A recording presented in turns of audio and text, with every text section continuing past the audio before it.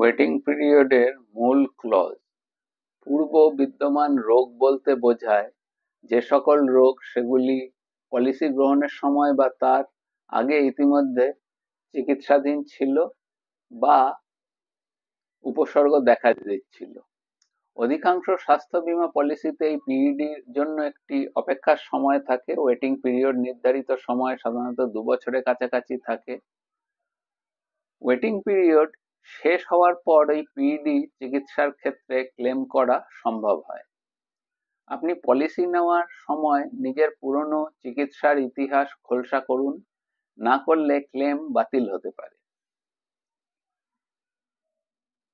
23টি সাধারণ পিইডির একটি সম্ভাব্য তালিকা বলা হচ্ছে, যেগুলি দয়া করে মনে রাখুন। প্রত্যেকে ইন্স্যুরার বা পলিসিতে এরকম থাকবে না, আপনাকে নিজ নিয়মকর্তার পলিসি শিটে চেক করতে হবে।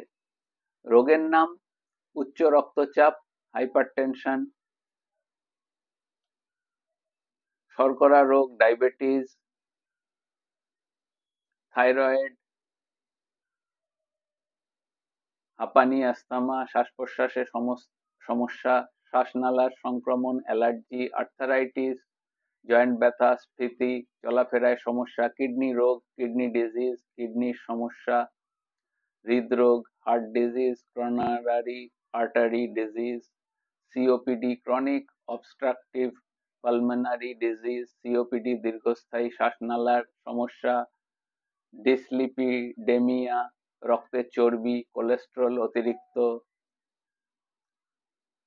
লুপাস আইটোমিনিস ডিজিজ, মেজাজ বা মানসিক রোগ, ডিপ্রেশন, অ্যাংজাইটি, নিঃশ্বাসের অব্যবস্থা, স্লিপ অ্যাপনিয়া, স্লিপ, ঘুম, শ্বাস বন্ধ হওয়া, কম হওয়া ঘুমের সময়, পুরুত্ব, মোটা হওয়া, ওবেসিটি, অতিরিক্ত ওজন, স্বাস্থ্য ঝুঁকি বাড়ে, গ্যাস্ট্রিক, হাড়ের আলসার, অস্টিওপোরোসিস, হাড় পাতলা বা আলসার সমস্যা, স্ট্রোক বা সেরিব্রাল ভাস্কুলার অ্যাফেয়ার, স্ট্রোক, রক্তপ্রবাহে মস্তিষ্কের সমস্যা, 16 টাইপের 1 বা টাইপ 2, ডায়াবেটিক সংলগ্নে জটিলতা, ডায়াবেটিক কমপ্লিকেশন যেমন রেটিনোপ্যাথি, নেফ্রোপ্যাথি, অ্যালার্জি বা ইমিউন ডিজিজ, দীর্ঘস্থায়ী অ্যালার্জি, ইমিউন সিস্টেম রোগ, যুক্ত যন্ত্রণা বা পক্ষ, জয়েন্ট রিপ্লেসমেন্ট, দীর্ঘ জয়েন্টের সমস্যা, চোখের ক্যাটারাক্ট, গ্লুকোমা,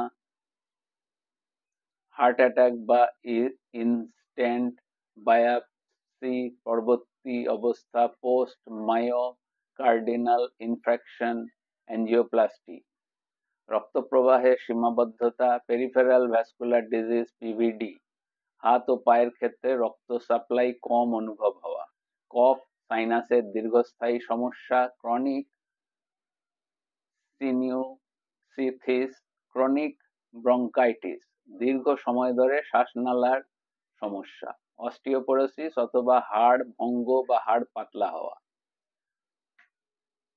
এগুলি হচ্ছে 23টি লিস্ট রোগের, যেগুলি আজ আমরা সংক্ষেপে আলোচনা করলাম। ক্লেম করার পূর্বে অবশ্যই আপনি এই পিইডির আপনাদের কোনো যদি